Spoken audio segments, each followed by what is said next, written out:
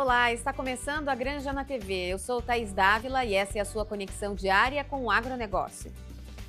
Começou hoje o prazo para a declaração anual de rebanho referente ao ano de 2025. O período termina em 30 de junho. A declaração é obrigatória para todos os produtores rurais detentores de animais e pode ser feita diretamente pela internet, em módulo específico dentro do produtor online. Caso prefira, o produtor também pode fazer o preenchimento nos formulários em PDF ou presencialmente nas inspetorias ou escritórios de defesa agropecuária com o auxílio dos servidores da Secretaria da Agricultura. Quem precisar de mais informações pode acessar agricultura.rs.gov.br/declaração.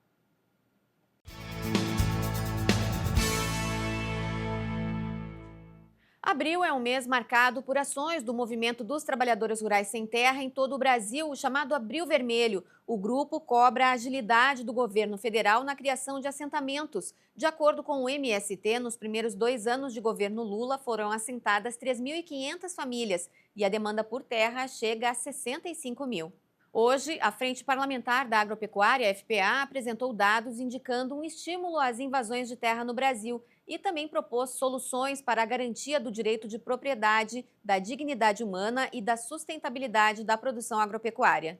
Nós conseguimos fazer um diagnóstico muito claro sobre a questão do direito de propriedade no Brasil, os problemas sérios que a gente encontrou em relação à legislação e as medidas que o governo tem adotado para passar por cima dessa legislação e com decretos e divisão de atribuições de ministérios, transferência de responsabilidades, financiamento de movimentos. Nós conseguimos puxar o fio todo num mês que está anunciado como tal a mês do Abril Vermelho,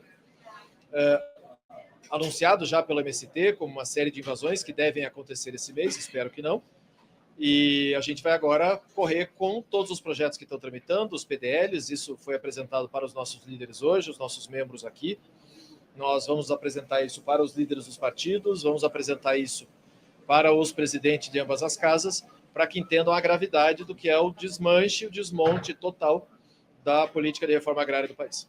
Primeiro, a gente tem que olhar o histórico do MST, desse movimento terrorista, que vem realmente causando pânico nesse mês de abril, né? E a gente não duvidar nada dos atos que eles estão prometendo. Segundo, que a iniciativa já da gente começar o mês de abril com a FPA realmente preocupada nessas invasões e colocar uma pressão dentro do Congresso Nacional e também no governo federal, já é uma iniciativa muito boa. Segundo, a Comissão da Agricultura também vai poder viabilizar alguns projetos em ritmo acelerado, né, pressionar alguns PDLs aí, até o próprio PDL que susta, né, os 750 milhões destinados a um movimento terrorista que promete praticar crime, e mesmo assim o governo federal tem sido conivente com essas atitudes e com esse movimento. Prova disso é chamar um membro agora nessa viagem para o Japão, um membro do MST esteve presente da comitiva do presidente Lula. Então, realmente, algumas ações nós estamos também tratando de uma forma mais sigilosa para a gente poder também agir, e com certeza as convocações dos ministros da Agricultura, ministro do Desenvolvimento Agrário e ministro da Segurança nas comissões ligadas a essa frente são muito importantes também para que a gente cobre desses ministérios e dos senhores ministros uma atitude contra os crimes, contra o produtor rural e contra a segurança jurídica no campo. Na verdade, na Comissão de Agricultura, semana que vem, já está proposta as convocações de alguns ministros, caso ocorra alguma invasão já nessa semana. E na Comissão de Segurança parece também tem a convocação do ministro da Justiça, por conta do Abril Vermelho e também uma decisão desfavorável ao produtor rural que realmente tem se dedicado a alimentar a mesa do Brasil e a economia e as exportações aí trazendo um peso muito forte no PIB brasileiro. Nós sabemos que a gente tem que tratar esse assunto agora com o presidente Hugo Motta e com certeza o presidente Hugo Motta vai dar andamento nesse PDL. Na verdade, hoje já demonstrou a união das três comissões as 3 principais comissões hoje ligadas à frente da FPA, né, a presença dos 3 presidentes já demonstra essa união. Com certeza, Paulo Bilinski e o deputado da CCJ, Paulo Azi, também a gente vai entrar no entendimento com a Comissão da Agricultura para a gente poder caminhar junto, né, na batalha pelo direito de propriedade aí, podendo até impedir invasões que possam ser cometidas agora ainda nesse mês de abril. Na verdade, o mês de março já começou as invasões no sul da Bahia, né, no estado da Bahia, e também no Espírito Santo, no norte do Espírito Santo, invasões já programadas, né, pelo MST, já destinando o começo aí do Abril Vermelho.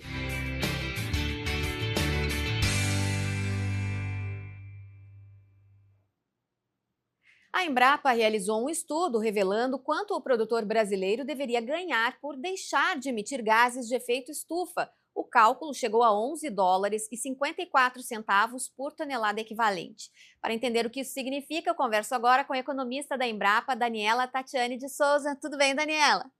Tudo bom, Thaís? Prazer estar aqui com vocês. Que bom te receber aqui no programa. Bom, queria começar explicando como é que foi possível chegar a esse valor aí de US$ 11,54 por tonelada de carbono equivalente que o produtor deixa de emitir. Sim, primeiramente seria interessante a gente entender um pouco como é que funciona o mercado de carbono. Nesse mercado existem várias empresas que vendem e que compram carbono, e muitas vezes esses preços eles acabam sendo colocados no mercado a preços relativamente muito baixos. Então, o estudo ele partiu de um método científico para poder precificar o valor do carbono na agricultura como um todo, a fim de fornecer uma referência para o setor da agricultura no Brasil. Porque tem diferença aí entre as medições que se fazem em diferentes países, né? Esse cálculo que a Embrapa fez foi da agricultura brasileira, como é que é? Exatamente, Thaís. O trabalho ele partiu de um levantamento amplo em estudos de publicações internacionais de diferentes países, tentando quantificar qual era o preço nessas diferentes economias, né? E esse preço ele variou amplamente de $2 por tonelada de CO2 equivalente até mais de 150 dólares por tonelada de CO2 equivalentes, e essa variação ela é relativamente normal, tendo em vista os diferentes métodos que buscam precificar esse carbono nos distintos mercados. Bom, eu sei que você é economista, mas deve ter, para poder trabalhar nesses cálculos aí, deve entender como é que funciona a agricultura, né? Como é que o produtor deixa de emitir esse carbono, né? Como é que ele pode calcular o quanto que ele deixa de emitir diante das práticas que ele utiliza na sua propriedade? Então, a forma como que pode ser calculada essa precificação do carbono, quanto ele deixa de emitir, geralmente ela passa por vários critérios, por empresas certificadoras que buscam quantificar essas emissões num dado setor, numa dada Cultura. empresa, Uhum. né? E busca quantificar essas emissões, passa por vários critérios de certificação, validação desses métodos. Em função daí, essas certificadoras elas balizam, né, esse método, essas emissões que são realmente deixadas de ser colocadas no meio ambiente, e a partir daí essa quantificação ela é colocada de uma forma mais acurada e científica para poder ser lançado esses créditos no mercado. Bom, e esses valores aí que se chega de tonelada, de dólares por tonelada, né? Eles dependem da cultura também, além de depender, é claro, do local, né? Onde ocorre essa produção? Sim, a gente considerou no trabalho, o trabalho foi considerado essa amplitude de setor em que poderia, subsetores da agricultura em que estaria inserido. Então, pecuária, era diagnosticado valores de um certo nível, em setores da agricultura acabaria sendo outros valores, né? Então, isso depende realmente o nível de precificação, o valor que é dado em cada subsetor, ele realmente varia de um para outro. E esse cálculo que vocês realizaram aí na Embrapa, Daniela, ele fica disponível, né? Como é que o produtor pode ter acesso para entender de que forma ele pode se beneficiar também na hora de fazer a sua negociação, já que você disse aí no começo que o produtor brasileiro pode estar recebendo muito pouco, né? Pelo tanto que ele deixa de emitir. Sim.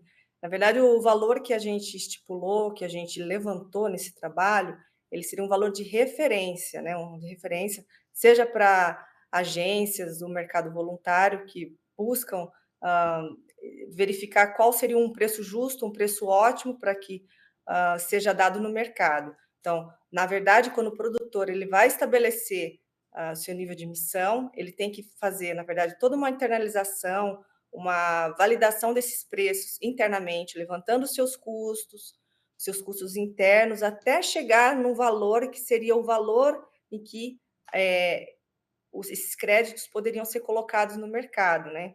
Então, o trabalho ele levantou, especificou esses distintos métodos existentes e o trabalho ele está disponível pela internet, no site da Embrapa e alguns outros sites também que agora disponibilizaram o trabalho, que pode servir como balização para essas agências e também para o produtor que queira consultar.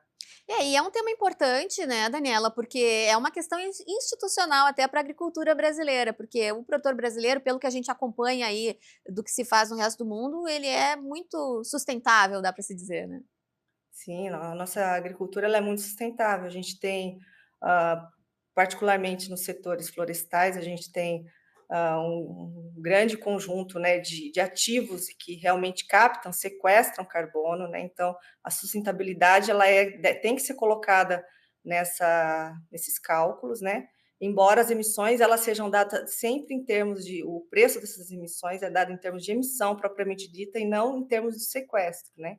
E o sequestro vem sendo trabalhado, principalmente de uma forma de pagamentos de serviços ambientais, e a tendência é que essas metodologias elas convirjam no sentido de que cada vez mais o nível de sequestro, de estoque de carbono sejam considerados nesses cálculos. E nosso plantio direto, que aqui no Rio Grande do Sul foi o berço do plantio direto, ajuda muito nessa retenção, né, Daniela? Obrigada pela participação. Você ia complementar, desculpa? Não, eu estou aqui, eu gostaria de agradecer a todos, aos ouvintes e ao programa como um todo. Tá bom, Daniela Tatiane, da Embrapa, muito obrigada pela participação, boas notícias aí para o produtor brasileiro. A Granja na TV faz um rápido intervalo, em seguidinha a gente volta com outras informações. Até já!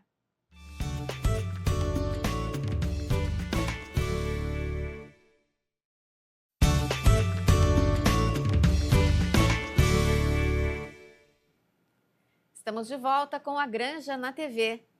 Procurando uma consulta médica gratuita? Venha para o Centro de Especialidades de Medicina da Ubra. Aqui você encontra atendimento humanizado, uma clínica novinha e marca sua consulta em diversas especialidades. É isso mesmo, as consultas são presenciais e você garante o melhor atendimento médico em várias especialidades. Agende agora mesmo a sua consulta, pois as vagas são limitadas. Consultas presenciais gratuitas é no Centro de Especialidades da Medicina Ubra. Esperamos por você na Avenida Farroupilha, 8001, prédio 59, na Ubra, em Canoas. Ou agende a sua consulta pelo WhatsApp 51 9275 0377. Anotou? 51 9275 0377.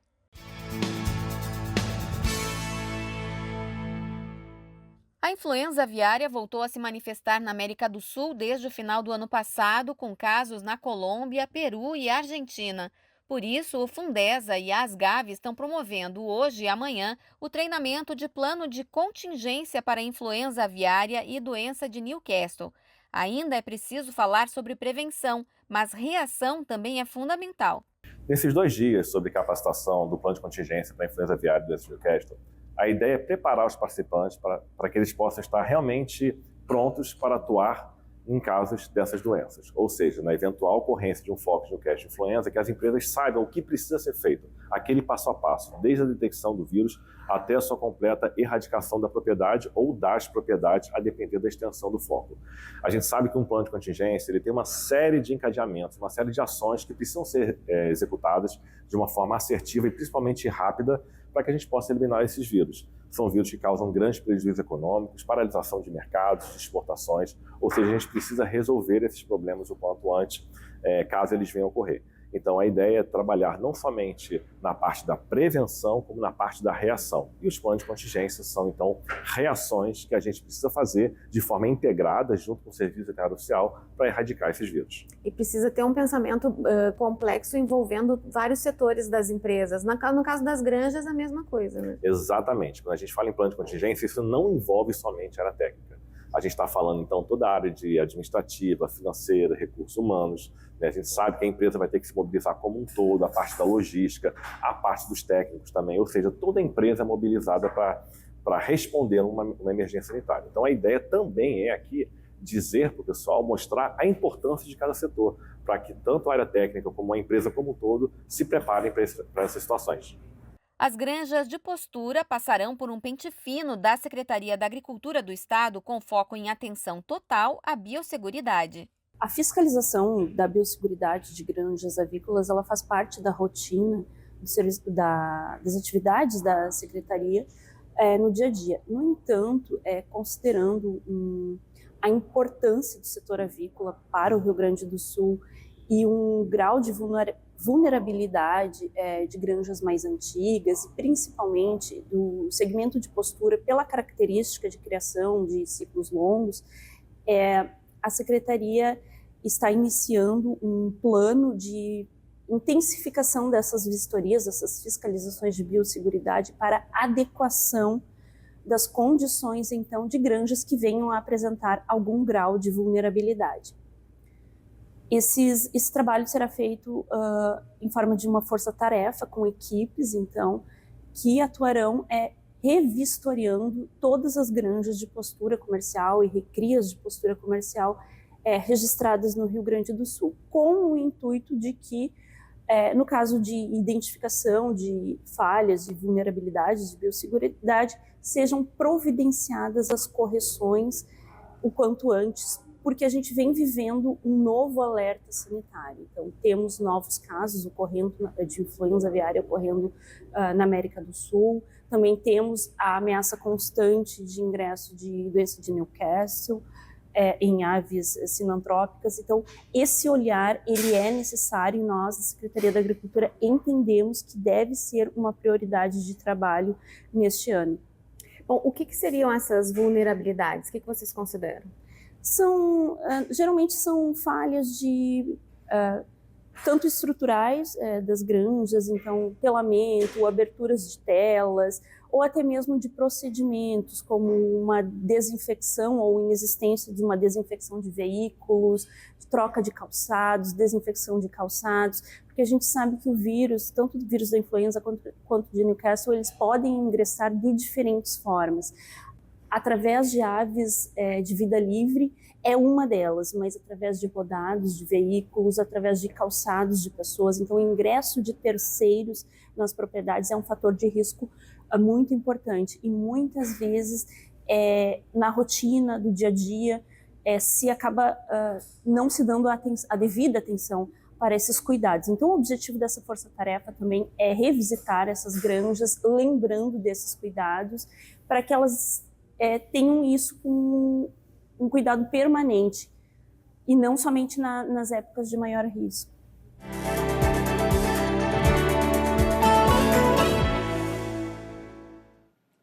Tramita no Congresso Nacional o projeto de lei que garante ao Brasil a possibilidade de responder às barreiras comerciais impostas por outros países, a chamada reciprocidade. O projeto prevê várias instâncias de diálogo antes de qualquer retaliação, permitindo negociações para resolver conflitos comerciais. Quem fala sobre o assunto é o nosso comentarista de Mundo Agro, Leandro Mariani Mitman. Tudo bem, Leandro? Olá, tudo bem, Thaís? Tudo bem a todos? Esse projeto aí é uma ação aí já prevendo novas polêmicas em relação ao tema das tarifas? Certamente, assim, eu vou falar desse projeto para chegar onde eu considero o norte do meu comentário de hoje, assim, o conteúdo principal do comentário de hoje. Como você mesmo disse, está aí em discussão, nesse momento está no Senado, lá na comissão, na Comissão de Assuntos Econômicos, aí, o PL 2088/2023, ele está sendo discutido lá, que é o tal do PL da reciprocidade, que é o Brasil, digamos assim, como a palavra mesmo diz, devolver ou até retalhar, no primeiro momento é devolver, é buscar uma situação, digamos assim, equânime com algum outro país do mundo, qualquer outro país, qualquer outro bloco econômico, para algum tipo de complicação para o Brasil exportar um produto, né? Então, no primeiro momento, se negocia, se enfrenta essa situação, e no segundo momento, se não for atendido, se retalha, né? Esse é o PL da reciprocidade, assim, o Brasil devolver isso. Por que isso é importante? Porque a gente está vivendo um momento bem complicado aí no mundo, aí, por essa questão do Donald Trump, aí, dessas tarifas que ele está impondo para vários países, inclusive para o Brasil, e tem uma outra situação muito específica, muito pontual aí com a União Europeia. Esse é o ano aí para se estabelecer, para virar real, para se concretizar o acordo União Europeia e Mercosul. Mercosul incluindo o Brasil, obviamente. E aí a gente sabe aí, como a gente já trouxe aqui várias vezes essa situação, digamos assim, no agro europeu de alguns países aí, sobretudo a França, também tem a Polônia, alguma coisa na Itália, e alguma reação digamos assim, ao livre comércio entre o Brasil, o agro brasileiro e a União Europeia. Então, o Brasil, dentro disso, ele vai poder, digamos assim, buscar uma igualdade, uma situação equânime aí com os europeus. Ainda sobre a Europa, tem a questão de uma legislação lá que se criou na União Europeia, do EUDR, que é a tal da lei, a lei antidesmatamento, que eles querem, digamos assim, exigem do agro brasileiro uma situação que é relacionada ao meio ambiente, à produção, digamos assim, com respeito ao meio ambiente, com uma situação em que o Brasil vai ter que atender o que os europeus exigem. O Brasil entende, os brasileiros, o agro brasileiro, e isso é unânime aqui, seja na iniciativa privada quanto no governo brasileiro, que o Brasil já atende uma série de normas ambientais, de produção ambiental, de sustentabilidade para o mundo. Mas os europeus, alguns segmentos europeus, entendem que não. Então, onde é que a gente coloca esse PL da reciprocidade? Se a Europa exigir alguma coisa do Brasil, o Brasil também vai poder exigir alguma coisa da Europa. Não só da Europa, pode ser dos Estados Unidos, pode ser da China, pode ser da Rússia, pode ser lá de algum país africano. E é isso que está se discutindo lá em Brasília, digamos assim, como eu disse, está no Senado e deverá ser devolvido aí em breve aí para a Câmara dos Deputados para se aprovar esse PL da reciprocidade. Por que eu estou trazendo isso aqui tudo? Além de falar disso, lembrar que o Brasil está reagindo muito bem. É algo que eu me lembro quando eu estava lá na Alemanha, que houve aqueles problemas lá com a Danone, com o Carrefour, que diretores dessas duas empresas acusaram o Brasil de não produzir, do agro brasileiro de não produzir digamos assim, com respeito ao meio ambiente. Houve uma reação generalizada aqui no Brasil, seja de entidades privadas, como a BIEC, aí, que é a Associação Brasileira das Empresas de Carne, a própria, tipo assim, outras entidades relacionadas à produção de carne de suíno e de aves, do governo brasileiro, do Ministério da Agricultura. Houve uma reação assim muito, digamos, conectada, para mostrar que é o seguinte: a gente está produzindo com sustentabilidade. Isso houve uma reação, me lembro muito bem do Carrefour, por exemplo, que houve um boicote à entrega de carne brasileira para o Carrefour. Ou seja, eu estou trazendo isso aqui hoje para lembrar o quanto é importante o Brasil estar, digamos assim, unido, estar, digamos assim, trabalhando em cima da mesma questão quando é para responder a essas pressões internacionais. E aí eu fui colher aí alguns depoimentos aí, por exemplo, da própria ex-ministra da Agricultura, a Tereza Cristina, que está trabalhando nesse PL da reciprocidade aí. Ela apresentou um substitutivo lá para tratar. Lembrando que esse projeto é do senador Zequinha Marinho, do Podemos do Pará. Presidente da Comissão de Agricultura do Senado, novo presidente. Tá. Eu não tinha essa informação aí. Mas, enfim, a Tereza Cristina disse que o Brasil terá mais instrumentos que dê garantias de negociação e, em último caso, fazer retaliação, se for o caso. Esperamos nunca ter que usar a retaliação. Realmente é um mecanismo mais à frente lá. mas o Brasil ficará preparado para a proteção dos seus produtos, produtores de seus produtos. Aí também o ministro da Agricultura, o atual ministro, ela é ex-ministro da Agricultura, o Carlos Favaro, também lembrou aí que, deixa eu ver aqui a declaração dele, o Ministério da Agricultura apoia porque para a agricultura é muito boa essa proposta, esse PL da reciprocidade. E ele acrescentou algumas outras situações assim, que ele deixa bastante claro. Enfim, resumindo tudo que eu estou abordando hoje em cima desse PL da reciprocidade, o agro brasileiro, independente de alguma ideologia, de alguma diferença, ele está unido para defender o agro brasileiro, seja entidades particulares, privadas, vamos dizer assim, como o governo, Thaís. Eu acho isso bastante interessante. Sabe? E é importante também resolver essas discussões antes de ir para órgãos como a OMC, por exemplo, né, Leandro? Resolve Sim. mais rápido e de uma forma mais diplomática. Tomara que dê certo esse projeto, seja aprovado e consiga se ganhar aí no diálogo antes de partir para instâncias mais sérias. Obrigada por hoje. Até quinta. Até quinta. A Granja na TV de hoje fica por aqui. A gente volta amanhã. Até lá.